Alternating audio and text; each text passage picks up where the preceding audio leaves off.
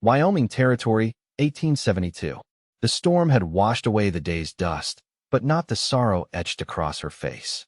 Matthew O'Brien reined in his chestnut gelding, the animal's flanks steaming in the cooling air after the downpour. There, beneath the twisted branches of a cottonwood tree, stood a young woman, her dove-gray dress darkened by rain, her blonde hair plastered against her pale cheeks, and her shoulders trembling with quiet sobs. Matthew believed the frontier demanded strength without sentiment. At 26, he'd already buried his family, lost a homestead to fire, and learned that in this untamed land, attachment was merely tomorrow's heartache. The West took everything eventually. His creed was simple: ride alone, sleep light, trust no one. Loneliness was simply the price of survival. He should have ridden past. It wasn't his business why some eastern girl was crying in the rain 10 miles from the nearest settlement. Yet something in her solitude mirrored his own, and before he could reconsider, he dismounted and was walking toward her, boots squelching in the mud. "Miss? You all right?" She startled, blue eyes widening as she hastily wiped her tears with rain-soaked fingers, a futile gesture. Her gaze lifted to his face, then darted to his holstered Colt, then back again, wariness replacing sorrow. "I'm fine," she said, though her voice cracked on the words. "Just lost my way." Matthew noted her torn hem, the fresh scratch on her forearm, the absence of any horse or wagon. This wasn't someone who had merely taken a wrong turn. "I'm Matthew O'Brien. My camp's just over that ridge. Got coffee and a fire going." He gestured vaguely westward. "Storm's passing, but night's coming. Not safe for anyone alone out here, especially not a woman." Her chin lifted slightly. Matthew shrugged. "I was going to say unarmed." Something in his tone must have reassured her, for her shoulders relaxed slightly. "Rebecca Harlow," she offered. "I'm 20 years old, and I've had quite enough of men telling me what's safe." Despite her defiance, a shiver ran through her slender frame. Matthew removed his duster and held it toward her, careful to maintain distance. "Wear it or don't. But hypothermia doesn't much care about independence." A hint of a smile touched her lips as she accepted the coat. "Thank you. You running from something, Miss Harlow?" The question was blunt but necessary. A woman alone in Wyoming Territory meant trouble, either fleeing it or bringing it. "Someone," she corrected, slipping into his oversized coat. "My uncle. She stopped, wrapping her arms around herself. "He arranged a marriage. To a man 3 times my age with a temper and wandering hands. The stagecoach passed through, and I just walked away while they changed horses." Matthew nodded, his expression unchanged though something in his chest tightened. He'd seen enough of the territory to know what happened to women with few choices. "You got a destination?" "Laramie. My mother's sister lives there." Rebecca looked up at the darkening sky. "Though I'm beginning to think I've made a terrible mistake." "Laramie's 4 days' ride," Matthew said, calculating the distance. "And that's with a good horse. Then I suppose I'll walk for 2 weeks." The stubborn set of her jaw made it clear she meant it. Matthew glanced at his horse, then back at Rebecca, with her determined blue eyes and rain-soaked golden hair. Everything he believed warned against this. Entanglements led to vulnerabilities, and vulnerabilities got you killed. But leaving her meant certain disaster. "Miss Harlow," he said finally, "I'm heading to Willow Creek. It's a day's ride from Laramie. I can take you that far." Her eyes narrowed. "Why would you help me?" A fair question, one he didn't fully understand himself. "Because out here, we all need help sometimes." The answer felt insufficient even to his own ears, but it was all he had. Rebecca studied him for a long moment before nodding. "1 day's ride from Laramie," she agreed. "But I'll pay my way. I can cook, mend, and I'm a fair hand with horses." Matthew almost smiled at her negotiation. "Agreed," he said, and gestured toward his horse. "We'd best make for camp before the light's gone." That night, as they sat beside the crackling fire, Matthew watched Rebecca from beneath the brim of his hat. She'd changed into dry clothes he'd loaned her, a shirt and trousers that swallowed her frame, and hung her dress nearby to dry. Despite everything, there was a quiet dignity in how she held herself, carefully buttering the cornbread he'd made as if they were dining in some eastern parlor instead of the Wyoming wilderness.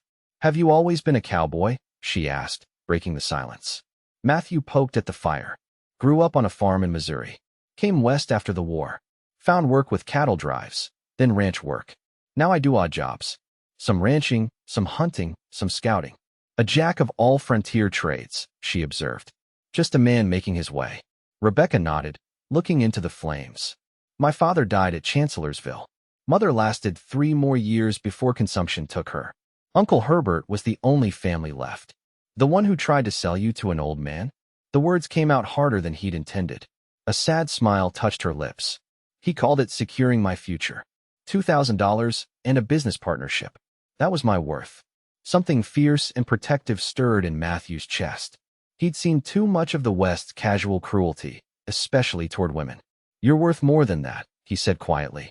Rebecca looked up, surprise in her eyes. You don't know me. I know enough. He busied himself with his coffee. Get some rest. We've got hard riding tomorrow. As she settled into his bedroll, he'd insisted. Matthew took first watch, staring into the darkness beyond their small circle of light. His entire philosophy of survival demanded solitude, yet here he was, responsible for this headstrong young woman. He told himself it was just for a few days, just until Willow Creek. Then he'd return to the safety of his isolation. But as the night wind whispered through the pines, Matthew couldn't deny that something had already shifted, like the earth beneath a fault line, imperceptible on the surface, but fundamentally changed nonetheless. The next morning dawned clear and cool, the storm having swept eastward overnight. Matthew woke to find Rebecca already up, her golden hair plaited neatly down her back, attempting to fry bacon over the rekindled fire.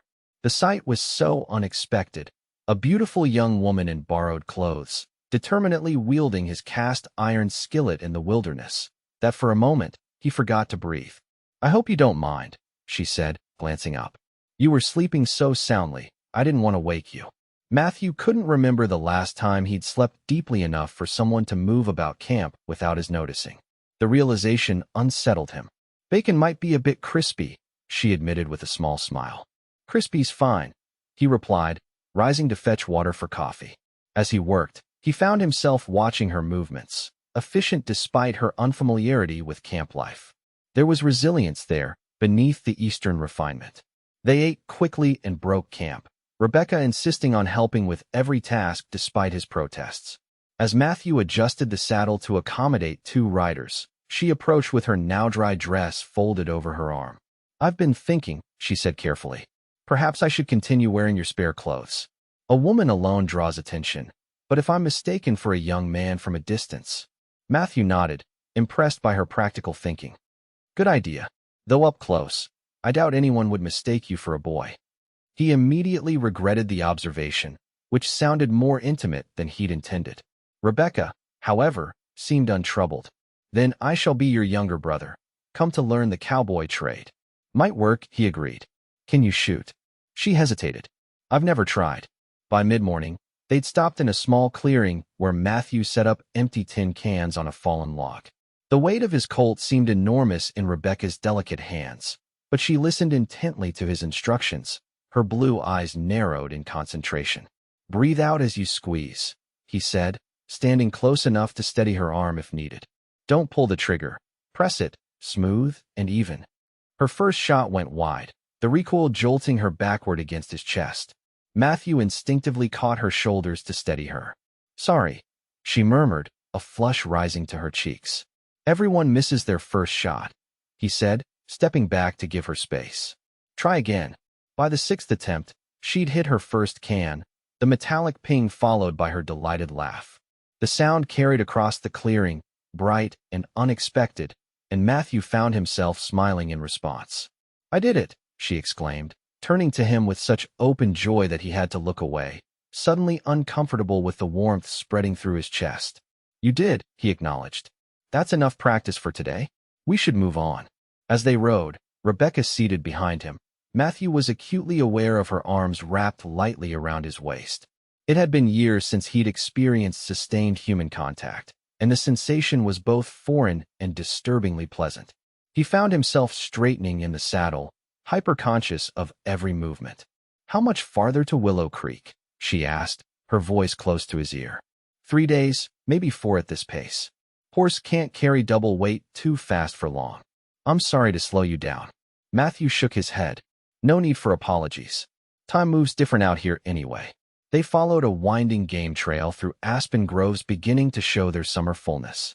Rebecca's questions came steadily, about plants they passed, distant mountain ranges, how he navigated without a compass. Matthew found himself answering more fully than he normally would.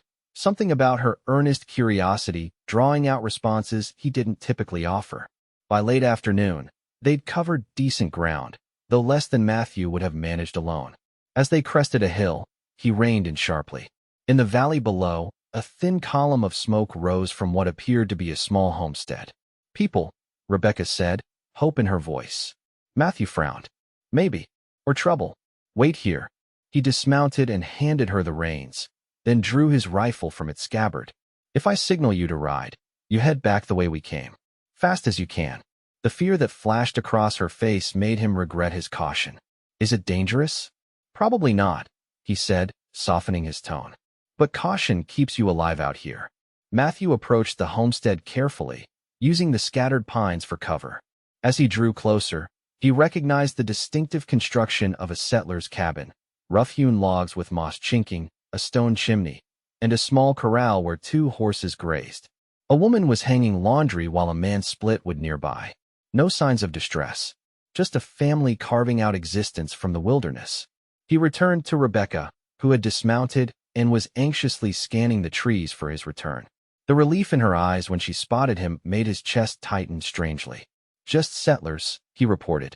"Might be willing to trade for supplies." The Jensen family welcomed them cautiously but warmly, offering a hot meal in exchange for Matthew's help repairing their leaking roof. As they sat around the rough-hewn table that evening, Rebecca charmed the couple with her Eastern manners while their young son stared openly at Matthew's gun belt. "Where you folks headed?" Mr. Jensen asked as his wife served apple cobbler. "Laramie," Rebecca answered quickly. "My brother is escorting me to our aunt's home." Matthew glanced at her, impressed by how easily the lie came to her lips. Mrs. Jensen, however, looked between them with knowing eyes. "Brother, is it?" she said mildly. "How fortunate to have such protective family." Later, as the Jensens prepared pallets for them, Matthew in the barn, Rebecca in the house, Mrs. Jensen pulled Matthew aside. "That girl isn't your sister," she said without preamble. "And she's running from something. Or someone." Matthew tensed. "We're not bringing trouble to your door." The woman's weathered face softened. "I didn't say you were. I was 16 when I ran from my father's choice of husband. Jacob found me hiding in his father's barn." She nodded toward her husband, who was showing his son how to whittle by the fire. "Sometimes running is the only choice a woman has." "I'm just taking her to Laramie," Matthew said, uncomfortable with the woman's assumptions. Mrs. Jensen smiled. "Of course you are." She pressed a bundle into his hands. "Extra food for your journey. And tell that girl she makes a poor boy, but a fine young woman. No need for disguises here." That night, as Matthew lay in the sweet-smelling hay of the Jensen's barn, he found sleep elusive. The family's easy domesticity had stirred something in him he'd thought long buried, a yearning for connection, for rootedness. He'd convinced himself that such desires were dangerous distractions in a land where death lurked behind every beautiful vista. Yet the Jensens had built something precious despite the frontier's harshness. His thoughts turned to Rebecca, sleeping in the cabin just yards away. In just 2 days, she had begun to challenge everything he believed about survival. Her determination, her quick mind, her ability to adapt. She was no fragile Eastern flower, but a woman of remarkable resilience. And the way she'd looked at him after hitting that tin can, her face alight with triumph. Matthew rolled onto his side, forcing his mind away from such thoughts. In 2 more days, they would reach Willow Creek.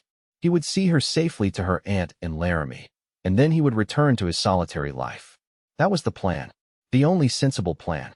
But as dawn broke and he emerged from the barn to find Rebecca already helping Mrs. Jensen with breakfast preparations, laughing as she learned to flip Johnny cakes in a hot skillet, Matthew felt the first real cracks forming in the walls he'd built around his heart.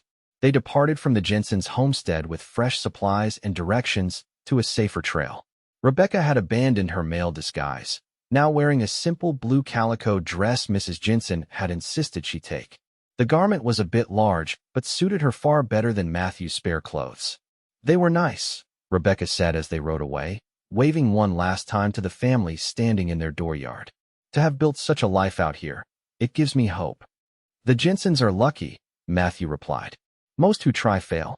The West takes more than it gives. Rebecca twisted in the saddle to look at him. Is that why you choose to be alone? Because you believe connection is futile? Her directness caught him off guard. I choose to survive, he said finally. Attachments are vulnerabilities out here. That sounds terribly lonely. Matthew had no answer for that. They rode in silence for several miles, the only sounds the steady rhythm of hoofbeats and the occasional cry of a hawk overhead. By midday, they'd reached a fast-flowing creek. As Matthew dismounted to water the horse, Rebecca wandered along the bank, admiring wildflowers that grew in profusion along the water's edge. These are beautiful, she called, bending to examine a cluster of blue columbines.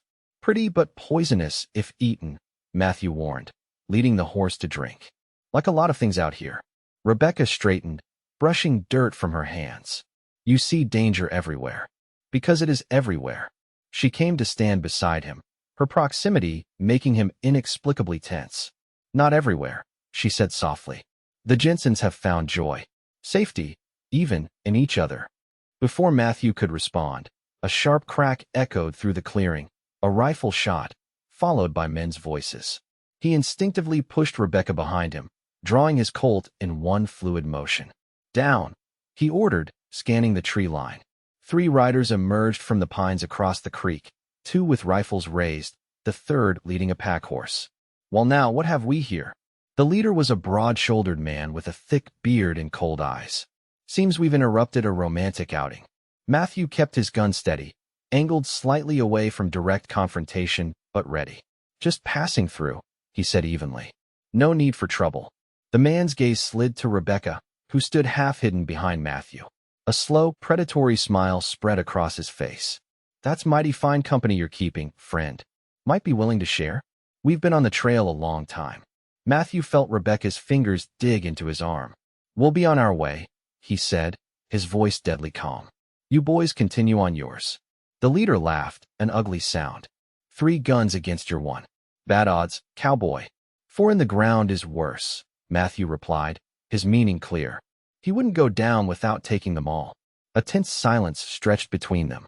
Matthew could feel Rebecca's rapid breathing behind him, but she remained admirably still, understanding that any movement might trigger violence. Finally, the leader spat into the creek. Not worth the bullets, he decided. But you watch yourself, cowboy. Territory ain't as big as you think. Might see you again. Hope not, Matthew answered truthfully. The men crossed the creek downstream, keeping their eyes on Matthew until they disappeared into the trees on the other side. Only when the sound of their horses had faded did he holster his weapon. We need to move, he said, turning to Rebecca. She was pale but composed. They might circle back. She nodded, allowing him to help her into the saddle before mounting behind her. This time, he wrapped an arm protectively around her waist as they rode, pushing the horse harder than he would have preferred. They rode until sunset, taking a circuitous route and crossing the creek twice more to confuse any potential pursuit. When they finally made camp in a sheltered hollow surrounded by dense brush, Rebecca was swaying with exhaustion. I'm sorry, Matthew said as he helped her dismount. Had to be sure we weren't followed. No apology needed, she replied, though her voice trembled slightly. I understand now what you meant about danger being everywhere. He built a small, smokeless fire and prepared a cold supper, neither of them wanting to risk a cooking fire that might draw attention. As they ate in silence, Matthew noticed Rebecca's hand still shook. First time facing down guns? He asked gently. She nodded. I've read about frontier violence, of course, but experiencing it. You did well, he offered. Stayed calm. A lot of men would have panicked. A ghost of a smile touched her lips. High praise from Matthew O'Brien.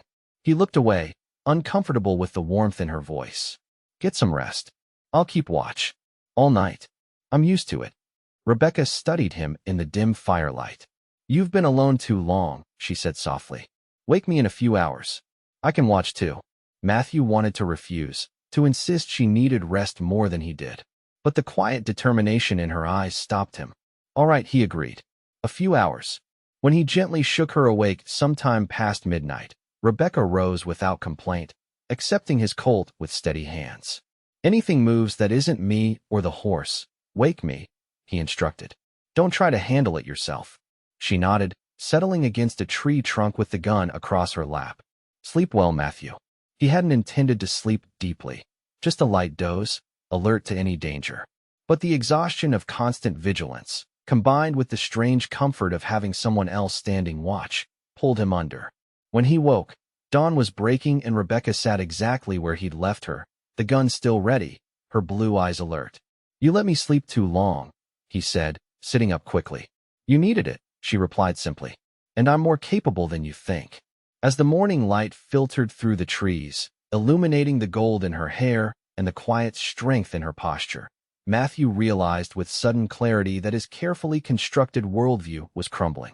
This woman, whom he'd found crying in the rain just days ago, had proven herself brave, resourceful, and trustworthy. Everything he'd convinced himself didn't exist in this harsh territory. The realization terrified him more than any outlaw's gun. Their journey continued over the next day with a new wariness. Matthew chose less traveled paths, avoiding the main trails where they might encounter other travelers. Though it lengthened their journey, Rebecca didn't complain, seeming to understand the necessity of caution after their creek encounter. As they rode, their conversations deepened. Rebecca spoke of her childhood in Pennsylvania, of books she'd read and dreams she'd harbored before her parents' deaths. Matthew, normally reticent about his past, found himself sharing stories of his family's farm, his brief time as a Union soldier, and his westward journey after losing everyone he loved. So that's when you decided to be alone? Rebecca asked as they made camp on the third evening. After your family died? Matthew poked at the small fire, watching sparks rise into the darkening sky. Seemed easier. Can't lose what you don't have. Rebecca's expression softened. But you miss so much that way. Like what? Like this, she said, gesturing between them. Connection. Conversation. Someone to share the beauty and burden of each day. Matthew looked away, uncomfortable with how accurately she'd identified the emptiness he pretended not to feel. Beauty doesn't last out here. Neither do people. Nothing lasts forever anywhere, Rebecca countered. That doesn't mean it isn't worth having while you can. Her words hung in the air between them, loaded with meaning neither was ready to acknowledge. The silence stretched until Matthew stood abruptly. Going to check the perimeter, he said, needing distance from her perceptive gaze. When he returned, Rebecca was gazing up at the star-filled sky, her face peaceful in the firelight. I've never seen so many stars, she said without looking at him. In Philadelphia, the city lights and smoke obscure most of them. Matthew settled across the fire from her. That's one thing the West has plenty of. Stars and space. And possibility, she added softly. Despite everything, I feel more alive here than I ever did in the East. More myself. Matthew studied her across the flames. This young woman who had fled an arranged marriage with nothing but courage and determination, who had handled their dangerous encounter with remarkable composure, who looked at the vast wilderness not with fear, but with wonder. Something shifted in his chest, a tightness he hadn't realized he carried loosening slightly. We should reach Willow Creek by midday tomorrow, he said, changing the subject. From there, it's an easy ride to Laramie. Your aunt's place. Rebecca's smile faltered slightly. Yes, of course. Something wrong. She shook her head. No, it's just, I've never actually met my Aunt Margaret. She and my mother corresponded, but I'm not entirely certain of my welcome. The admission surprised him. You're risking everything on an unknown relative? Better than a known abuser. Rebecca's voice was steady, but Matthew detected the vulnerability beneath. If she won't take you in, he began. I'll find my way, she interrupted firmly. I always have. Matthew wanted to say more, to offer what? He couldn't invite her to join his solitary existence. He had no home to offer, no stability.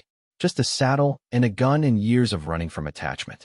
The thought left him oddly hollow. Get some rest, he said finally. I'll take first watch. The next morning dawned bright and clear, the kind of perfect early summer day that made even Matthew appreciate the territory's beauty. As they rode toward Willow Creek, Rebecca's excitement was palpable, though tinged with obvious apprehension. What if Aunt Margaret has moved? She wondered aloud. Or what if she's nothing like my mother described? One problem at a time, Matthew advised, though he shared her concerns. A young woman alone had few options in the West and fewer good ones. They crested a ridge, and Willow Creek came into view, a collection of wooden buildings nestled in a valley, with actual streets and what appeared to be a proper hotel. Rebecca gasped at the sight. "It's bigger than I expected," she said. "Almost a proper town. Gold was discovered nearby a few years back," Matthew explained. "Brought prospectors, then merchants, then everyone else. Boomtown." As they rode into Willow Creek, Matthew felt a familiar tension return. He disliked towns with their noise and crowds and unpredictability. Too many people, too many potential threats. He instinctively scanned rooflines, alleyways, and saloon entrances, cataloging escape routes and danger points. Rebecca, however, was drinking in the sights with undisguised fascination. The ladies in their proper dresses, the busy general store, even the dusty miners stumbling from the saloon despite the early hour. They stopped at the town's small post office, where a thin, bespectacled man informed them that yes, Margaret Harlow still lived at the edge of town, in a white house with blue shutters.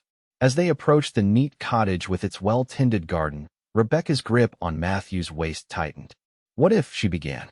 "She'll be glad to see you," he said with more confidence than he felt. Any family would be. The door opened before they reached it, revealing a tall woman with silver-streaked dark hair and Rebecca's same blue eyes.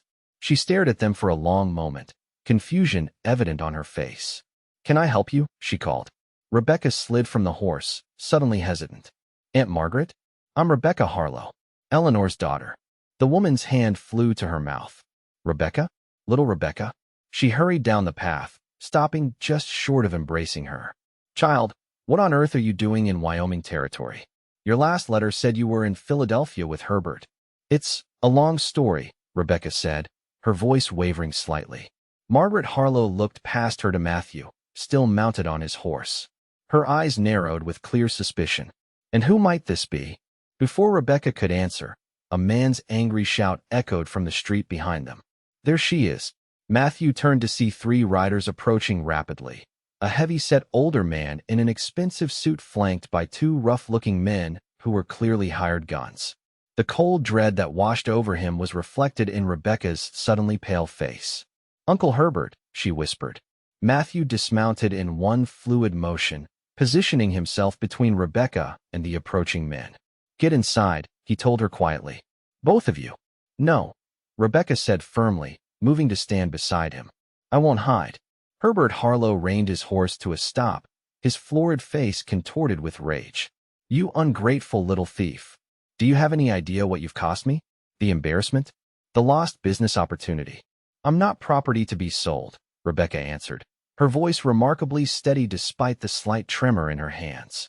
"You are my ward until you marry, and you will do as I say."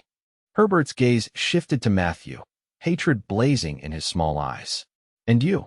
Kidnapping a young woman of good family. They hang men for less out here." Matthew's hand hovered near his gun. "She came willingly. Seems she preferred even a stranger's company to yours." The hired guns tensed, hands moving toward their weapons. Margaret Harlow stepped forward, her voice cutting through the tension. "Herbert, what is the meaning of this? Why is my niece fleeing from you?" "Stay out of this, Margaret. Family business." "I am family," Margaret retorted. "And Rebecca is on my property now." Herbert sneered. "She's engaged to be married. To Jonathan Prescott, a very important business associate who paid handsomely for her hand." "Paid?" Margaret's expression hardened. "You sold my sister's child?" "Arranged a suitable match," Herbert corrected. "Until she ran away like a common thief with this cowboy." Rebecca stepped forward. "I'm 20 years old, uncle. I won't be forced to marry anyone, especially not a man who views me as merchandise." "You have no choice," Herbert roared. "You're coming back with me now, or what?" Matthew interrupted, his voice dangerously quiet. "You'll have your men draw on an unarmed woman? On her aunt's property? In front of witnesses?" He nodded toward the neighbors who had begun to gather, drawn by the commotion. Herbert's face purpled. "This isn't over," he spat. "Prescott is arriving on tomorrow's stage. He's not a man who accepts disappointment. Neither am I." He wheeled his horse around and rode away, his men following after casting threatening glances at Matthew. "Well," Margaret said after a moment of stunned silence, It seems we have much to discuss. She placed a gentle hand on Rebecca's shoulder. Come inside, child. You're safe here. Rebecca turned to Matthew, uncertainty in her eyes. Will you? He knew what she was asking. His plan had been to deliver her safely to her aunt, and then return to his solitary existence. Now, with Herbert's threats hanging in the air, leaving felt impossible. I'll get a room at the hotel, he said. Stay until this is resolved. Relief washed over her face. Thank you. As Rebecca disappeared into her aunt's house, Matthew led his tired horse toward the town stables. The encounter with Herbert had crystallized something he'd been fighting since finding Rebecca in the rain, his growing feelings for this brave, determined young woman.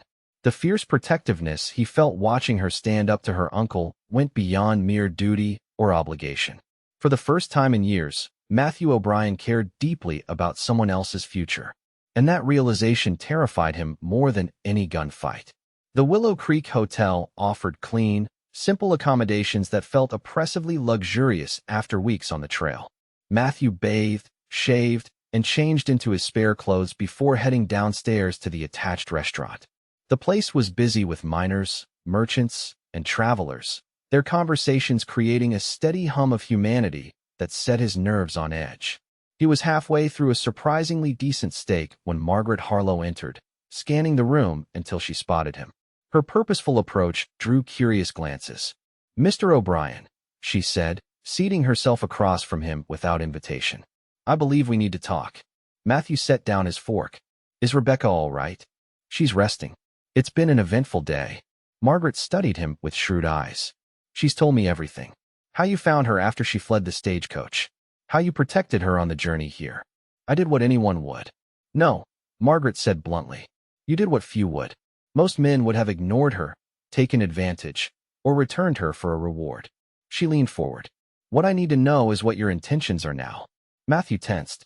My intentions? My niece speaks of you with great admiration, Mr. O'Brien. Some might even say affection. He looked away, uncomfortable with the direction of the conversation. I just helped her reach her destination safely. And now that she has, Herbert Harlow made threats. I'll stay until I'm sure she's safe. Margaret's expression softened slightly. That's commendable. But you should know that Herbert wasn't exaggerating about Jonathan Prescott. He's a powerful man with connections throughout the territory. If he arrives demanding his property, the local authorities might well support his claim. Matthew's jaw tightened. Rebecca isn't property. You and I know that. But frontier law regarding women's rights is flexible at best. Margaret sighed. I will protect her as best I can, but my standing in this community is precarious. I'm a widow who supports herself by teaching and taking in laundry. Hardly influential. What are you asking me to do? Margaret met his gaze directly. I don't know yet. But Herbert will return, and when he does, Rebecca will need more than just my protection. After Margaret departed, Matthew sat alone, turning his coffee cup between his hands. The frontier had taught him to avoid entanglements, to ride away from trouble rather than toward it. Every instinct honed over years of solitary survival told him to leave Willow Creek before dawn. But when he closed his eyes, he saw Rebecca's face, her determined chin, her intelligent blue eyes, her quiet courage in facing down her uncle. And he knew, with a certainty that terrified him, that he couldn't ride away from this. From her. The next morning, Matthew visited the town's small sheriff's office. The aging lawman listened to his carefully edited account of Herbert's threats, then leaned back in his creaking chair with a sigh. Family disputes ain't my jurisdiction, Sheriff Taylor said, stroking his gray mustache. Especially when they involve folks like Prescott. Man's got friends in the territorial government. So you'll do nothing if he tries to force Miss Harlow to return with him? The sheriff gave him a measured look. Didn't say that. Said it ain't my jurisdiction. But a man causing public disturbance, threatening violence? That I can act on. He lowered his voice. Word of advice, Cowboy. Willow Creek values its peace. Anyone disrupting that, even wealthy Easterners, won't find much support. It wasn't the unequivocal protection Matthew had hoped for, but it was something. He spent the rest of the morning making discreet inquiries about Herbert Harlow and Jonathan Prescott. What he learned did nothing to ease his concerns. Prescott owned mining interests throughout the territory, with a reputation for ruthlessness in both business and personal matters. His first two wives had died under circumstances that raised eyebrows, but never formal investigations. His connection to Herbert appeared to involve speculative mining ventures that needed capital Herbert could provide, if properly motivated by family ties. By mid-afternoon, Matthew had positioned himself in a chair outside the hotel, ostensibly enjoying the sunshine while maintaining a clear view of both the stage station and Margaret Harlow's cottage. He was sharpening his knife when Rebecca appeared, wearing a fresh dress and her hair neatly arranged beneath a modest bonnet. "Aunt Margaret said you might be here," she said, a smile warming her features. "May I join you?" Matthew quickly stood, oddly conscious of his trail-worn appearance beside her renewed neatness. Of course. She sat beside him, arranging her skirts with practiced grace. "Thank you for staying. You didn't have to. Seemed prudent, given your uncle's mood." Rebecca studied him for a moment. "Is that the only reason?" The directness of her question caught him off guard. Before he could formulate a response, the distant rumble of the approaching stagecoach saved him from having to answer. "Prescott will be on that stage," Rebecca said, her earlier composure faltering slightly. "Aunt Margaret has agreed to let me stay with her, but if the law supports Uncle Herbert's guardianship." "It won't come to that," Matthew said with more confidence than he felt. The stagecoach rolled into town in a cloud of dust, coming to a stop before the station.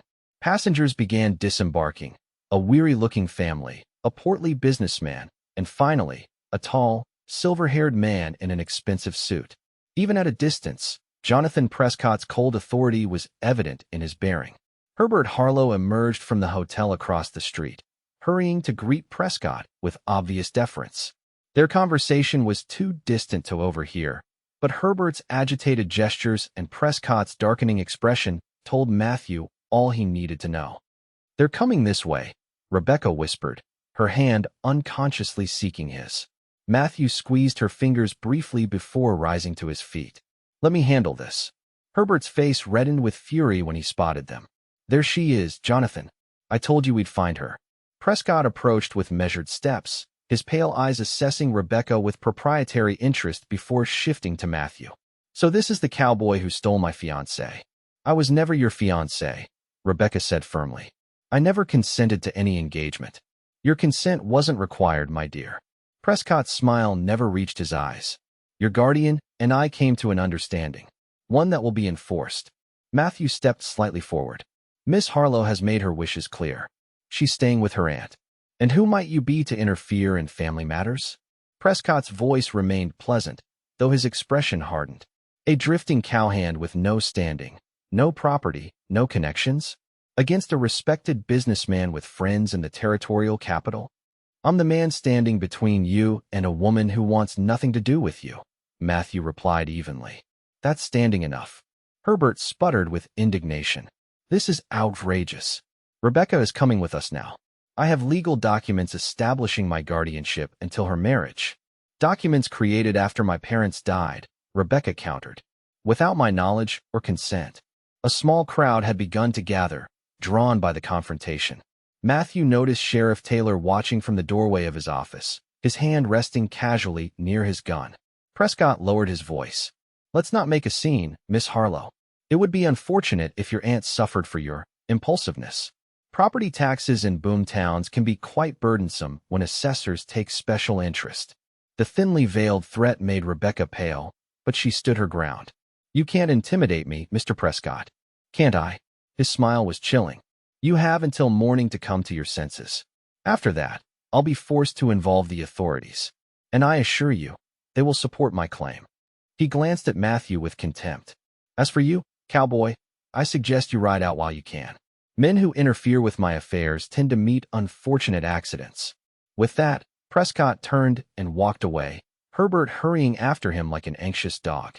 The crowd dispersed, murmuring amongst themselves about the confrontation. "He means it," Rebecca said quietly. "About Aunt Margaret." "About you." Matthew nodded, his mind racing through limited options. "We need to talk to your aunt. Make plans." The rest of the day passed in tense discussion around Margaret Harlow's kitchen table. Legal options seemed few. Rebecca was legally under Herbert's guardianship until marriage or age 21, and Prescott's influence with local officials made appealing to authority risky. "There's one solution," Margaret said finally, looking between Rebecca and Matthew. One that would remove you from Herbert's control immediately. Rebecca understood first, her eyes widening. Marriage. Matthew felt as if the floor had dropped from beneath him. What? If Rebecca were married, Herbert's guardianship would end instantly, Margaret explained. Her husband would become her legal protector. But who would? Matthew began, then stopped as both women looked at him expectantly. Me? You can't be serious. It needn't be permanent, Margaret said practically. A frontier divorce could be obtained later, once Rebecca reaches 21 and Prescott loses interest. A marriage of convenience, Rebecca added, though something in her expression suggested she might hope for more. Matthew stood abruptly, needing space to think. I need some air. Outside, the evening air did little to clear his mind. Marriage. The very concept went against everything he'd built his life around. Marriage meant roots, responsibility, vulnerability, all the things he'd avoided since losing his family. Yet the alternative was unthinkable. Leaving Rebecca to Prescott's mercy? Impossible. He paced the small garden, torn between his deep-seated fear of attachment and his growing feelings for the young woman he'd found crying in the rain just days ago. When he returned inside, his decision was made. Not from duty or obligation, but from something deeper he wasn't ready to name. I'll do it, he said simply, if Rebecca wishes it. She looked up at him. Hope and uncertainty mingled in her gaze. Are you certain? I wouldn't want you to feel trapped. The irony of her concern for his freedom, when her own was at stake, wasn't lost on him. I'm certain. Margaret nodded briskly. Then it settled. I know the minister. He can perform the ceremony tonight, quietly. By morning, it will be done. 2 hours later, Matthew found himself standing before Reverend Collins in the small church at the edge of town. The only witnesses were Margaret and the Reverend's wife. Rebecca wore a simple blue dress borrowed from her aunt, a few wildflowers hastily gathered from the garden tucked into her golden hair. As they exchanged vows in the lamplit church, Matthew was struck by the solemnity of the moment. This might have begun as a practical solution, but as he looked into Rebecca's eyes and promised to protect and cherish her, something shifted within him. The words felt less like a convenient fiction and more like a truth he'd been avoiding for days. When the Reverend pronounced them husband and wife, Rebecca's smile was radiant despite the circumstances. Matthew hesitated only briefly before leaning down to place a gentle kiss on her lips, their first. The contact was brief but sent an unexpected warmth through him that had nothing to do with legalities or protection. They spent their wedding night in separate rooms at Margaret's insistence. Convenience is one thing, but propriety is another, she declared firmly. Matthew lay awake for hours, his mind racing with the implications of what they'd done. By morning, he was both husband and protector to a woman he'd known barely a week. The weight of that responsibility sat strangely on shoulders accustomed only to their own burdens. At breakfast, the three of them discussed strategy. Herbert and Prescott must be informed immediately, Margaret said, buttering her toast with methodical precision, before they can make any legal moves. I'll tell them, Matthew said. Alone. Rebecca frowned. They're as much my problem as yours now. True, but they're less likely to make a scene with me. He reached across the table to take her hand, the gesture still unfamiliar, but somehow right. Trust me on this, Rebecca. The novelty of hearing him use her given name, something he'd carefully avoided during their journey, wasn't lost on her. She nodded slowly. Very well, husband. The words sent a jolt through him that he carefully concealed. This was a practical arrangement, he reminded himself. Nothing more. Matthew found Herbert and Prescott taking breakfast at the hotel restaurant. Their expressions of shock when he informed them of the marriage would have been amusing under different circumstances. Impossible, Herbert sputtered. You couldn't have. It's done, Matthew said calmly. Legal and binding. Miss Harlow is now Mrs. O'Brien, beyond your guardianship. Prescott's rage was colder, more controlled. You think this changes anything? A marriage under duress, clearly coerced? It can be annulled. There was no coercion. We have witnesses testifying to Rebecca's free consent. Matthew leaned forward slightly. It's over, gentlemen. I suggest you take the next stage out of Willow Creek. Herbert began another blustering protest, but Prescott silenced him with a raised hand. This isn't finished, O'Brien. Not by a long measure. It is for now, Matthew replied, rising to leave. Good day. As he walked back toward Margaret's cottage, Matthew knew Prescott wouldn't surrender so easily. The man's cold fury promised retaliation. For the first time in years, Matthew had something to lose, someone to lose, and the vulnerability of that position struck him with full force. Rebecca was waiting anxiously on the porch. How did they take it? About as expected. Herbert blustered. Prescott threatened. Matthew sat beside her on the porch swing. They won't leave easily. What do we do now? She asked. It was the question he'd been avoiding since their hasty ceremony. What came next? They were legally bound, but to what purpose beyond immediate protection? Did they part ways once the danger passed? Did they attempt a real marriage? The possibilities were simultaneously terrifying and strangely appealing. We wait, he said finally. See what move they make next. They didn't wait long. By afternoon, Sheriff Taylor arrived at Margaret's door with a troubled expression. Mr. O'Brien, I've received some concerning allegations, he said, removing his hat. Mr. Prescott claims you've abducted and coerced Miss Harlow into marriage under false pretenses. Rebecca stepped forward. That's absurd. I married Matthew willingly, Sheriff. The lawman nodded. I figured as much, ma'am. But Prescott's demanding an investigation. Says he has witnesses who'll testify you were brought here against your will. What witnesses? Matthew asked sharply. Paid ones, I expect. Sheriff Taylor replied with a meaningful look. Still, I have to make a show of taking it seriously. Prescott's wired the territorial judge. He'll be here in 3 days for a hearing. After the sheriff departed, the gravity of their situation sank in. Prescott was prepared to use his influence to invalidate their marriage, potentially separating them by force.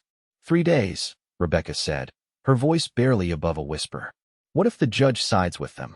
Matthew took her hands in his, surprised by how natural the gesture felt. He won't. But if he does? He hesitated, then committed to the thought. We'll leave. Tonight, if necessary. I have enough saved to get us to California. Start fresh where Prescott has no influence. The surprise in her eyes was quickly replaced by something warmer, more intense. You would do that? Leave everything you know? The question made him realize something profound. He had nothing to leave. No home, no community, no real connections. Just a solitary existence built on fear of loss. Rebecca, in contrast, offered something he'd convinced himself he didn't need or want. A future shared rather than endured alone. Yes, he said simply. If that's what you want. Rebecca's response was cut short by the sound of horses approaching. Matthew moved to the window, tension coiling through him at the sight of Prescott, Herbert, and 2 rough-looking men dismounting. Stay inside, he told Rebecca and Margaret. Lock the door. He stepped onto the porch, hand resting near his holstered Colt. This is private property, gentlemen. Prescott smiled coldly. We've come for a civil conversation, Mr. O'Brien. Nothing more. Say your piece, then leave. Herbert pushed forward. Rebecca, this has gone far enough. Come out here this instant. The door remained firmly closed. Matthew didn't move. Your marriage won't stand up to legal scrutiny, Prescott said, his voice carrying for the benefit of gathering neighbors. A young woman of good family, abducted and coerced by a drifting cowhand with no prospects, no property, nothing to offer. What judge would uphold such a farce? A judge who hears Rebecca's testimony, Matthew replied evenly. Who sees the evidence of Herbert's attempt to sell his own niece? Prescott's facade of civility slipped slightly. You're interfering with matters beyond your understanding. I could have offered her security, position, wealth. What can you give her but a life of frontier hardship? The question struck deeper than Matthew wanted to admit. What could he offer Rebecca? He had no home, few prospects beyond seasonal ranch work. Was he condemning her to the very insecurity he'd sought to protect her from? Before he could respond, the door opened behind him. Rebecca stepped out, her chin held high. Mr. Prescott, my uncle, she acknowledged coolly. I believe my husband asked you to state your business and leave. Rebecca, Herbert pleaded, don't throw away your future on this nobody. Think of your position in society. My position? Rebecca's laugh held no humor. As chattel to be sold to the highest bidder? I've chosen my own path, uncle. My own husband. Prescott's expression darkened. A choice you'll regret when you're living in squalor, forgotten and abandoned when he tires of you. Men like him don't settle, my dear. They take what they want and move on. Matthew felt a surge of anger at the truth beneath Prescott's cruel assessment. Wasn't that exactly what he'd always done? Taken what he needed from each place, each job, then moved on before attachment could root? The realization made him question everything, especially whether he deserved the trust Rebecca had placed in him. Rebecca, however, showed no such doubt. She moved to stand beside Matthew, her hand finding his with surprising confidence. "You know nothing about my husband, Mr. Prescott, or about me." Her voice carried across the now substantial crowd of onlookers. "I would rather live in honest poverty with a man of integrity than in gilded luxury with someone who views me as property." The simple declaration, spoken with such conviction, shook something loose in Matthew's chest. No one had ever believed in him so completely, so publicly. Prescott's face flushed with humiliation as mutters of approval rippled through the gathering townspeople. "This isn't over," he hissed. "The hearing will expose this sham for what it is." As the men remounted and rode away, Matthew turned to Rebecca. "Did you mean that? About preferring honest poverty?" Her blue eyes met his without wavering. Every word. That night, as they sat with Margaret discussing strategies for the upcoming hearing, Matthew found himself watching Rebecca with new awareness. The way she thoughtfully considered each option, the determination in her posture, the occasional smile that transformed her face. All of it stirred feelings he'd refused to acknowledge since finding her in the rain.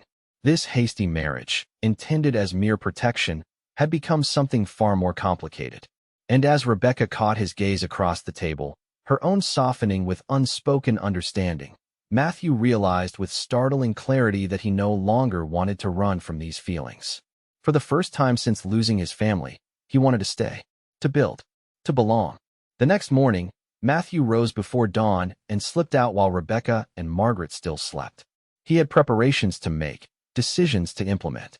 The uncertainty of the hearing loomed, but he refused to face it unprepared. His first stop was the bank, where he withdrew his entire savings, money earned and carefully hoarded over years of solitary work. Next came the general store, the land office, and finally, the livery where he'd stabled his horse. By mid-morning, when he returned to Margaret's cottage, Rebecca was waiting anxiously on the porch. "Where have you been?" she asked. Relief and concern mingled in her voice. "I thought perhaps that I'd left." The hurt in her eyes confirmed his suspicion. "No, Rebecca, I made you a promise." She studied his face. "Then where were you?" Matthew took a deep breath, suddenly uncertain. This wasn't how he'd planned to do this. Standing in her aunt's garden with the smell of baking bread wafting from the kitchen and laundry flapping on the line. But perhaps it was perfect in its ordinary simplicity. "I was securing our future," he said. "If you want one. With me." Rebecca's expression stilled. "What do you mean?" "I bought land. 20 acres just outside town. Good water, decent grazing, trees for building." The words tumbled out faster than he intended. "And supplies. Seeds for a garden. Basic tools. Everything we'd need to start." "Start what?" she whispered, though her eyes suggested she already knew. "A home. A real one." Matthew took her hands in his, marveling at how natural it felt now. This marriage began as protection, but it could be more. "If you wanted that." Rebecca's eyes searched his. "And what do you want, Matthew?" It was the question he'd been avoiding since finding her crying in the rain. What did he want? The answer, so long buried beneath layers of grief and self-protection, emerged with surprising clarity. "You," he said simply. "A life with you.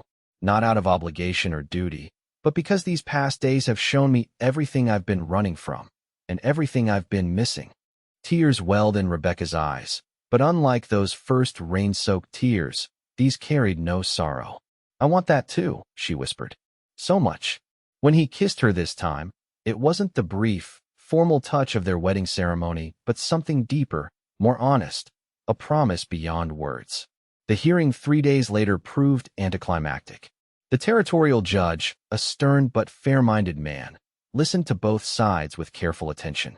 Prescott presented his case with practiced eloquence, painting Rebecca as a naive girl manipulated by an opportunistic drifter. When Rebecca's turn came, however, she spoke with such clear conviction about her uncle's arrangement, about finding Matthew when she most needed protection, about their growing feelings and mutual decision to marry, that even Prescott's influence couldn't overcome her testimony. "This court finds no evidence of coercion or deception," the judge declared finally. The marriage appears valid and entered into with full consent. Furthermore, Mr. Harlow's guardianship is hereby terminated in light of Mrs. O'Brien's married status. Herbert's sputtering protests and Prescott's cold fury couldn't change the outcome. As they left the courthouse, Rebecca squeezed Matthew's hand tightly. "It's over," she said. "Truly over." "Almost," Matthew replied with a smile. "There's one thing left to do." That evening, as sunset painted the Wyoming sky in shades of gold and crimson, Matthew led Rebecca to their land. 20 acres of promise nestled against a gentle rise, with a creek running along one edge and cottonwoods offering welcome shade. In the center of what would become their homestead, he'd placed a simple wooden bench facing west toward the mountains. "Our first piece of furniture," he explained as they sat together. "I thought we could sit here each evening, watching the sunset change with the seasons." Rebecca leaned against him, her golden hair catching the fading light. "It's perfect." "It won't be easy," Matthew cautioned, his arm around her shoulders. "Building a home from nothing. Winters are harsh here. The land demands everything you have." "I'm not afraid of hard work," she replied. "And we won't be doing it alone."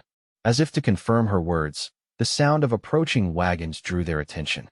Margaret led the small procession of townspeople, the blacksmith, the general store owner and his wife, the Jensens from the homestead they'd visited, even Sheriff Taylor, all carrying tools, supplies, and food. "Thought you might need help raising that cabin before winter," the sheriff called out. "Town looks after its own." Matthew stood, momentarily speechless at the unexpected show of community. These people, many of whom he barely knew, had come to help them begin. It was so far from the solitary existence he'd resigned himself to that he couldn't find words. Rebecca slipped her hand into his. "See? Not alone anymore." As the impromptu barn raising began, men unloading lumber and women setting up a makeshift outdoor kitchen, Matthew pulled Rebecca aside, needing to share one last truth. "When I found you crying in the rain that day," he said quietly, "I was at my lowest point. Years of wandering, avoiding connections, convincing myself that loneliness was safer than loss." He brushed a strand of golden hair from her face. "I had no idea that helping you would save me too." Rebecca's eyes shimmered with understanding. "And what did it save you from?"